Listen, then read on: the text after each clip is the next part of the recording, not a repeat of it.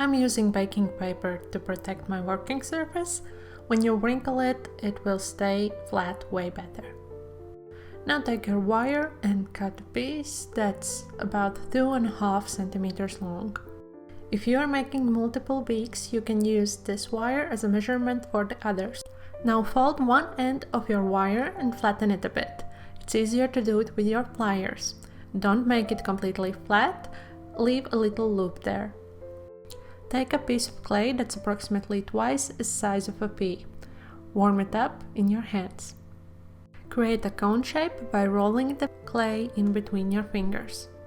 Sharpen the top of the cone by rolling it against the working surface using one of your fingers. Flatten the base of the beak and make it wider by pushing it against the working surface. My beaks are just under 1 centimeter wide and about 1.5 centimeters in length. When the shapes are ready, take your wire and push the bent end into the base of the beak. Push it to the middle, but try to be as gentle as you can.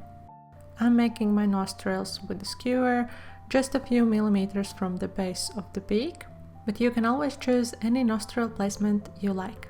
Turn your beak to the side and draw a line that will divide the upper and lower mandible of the beak.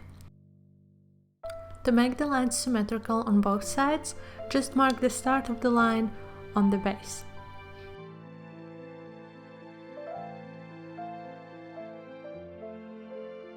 Now just let it air dry or bake it according to directions on the package of the clay.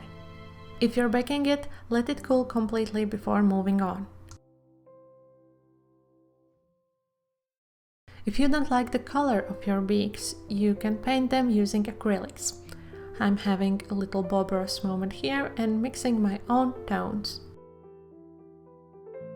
There are yellow, orange and pink beaks in the nature and all the tones in between, so you can just play around and find what you like.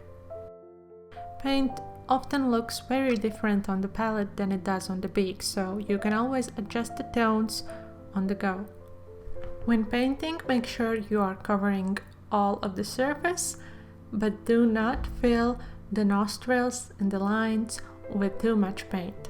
Leave them visible. I like to stick my painted beaks in a foam so they do not touch any surface while drying. Make sure you dry it completely before using, and you can cover it with acrylic varnish or painting medium for extra protection.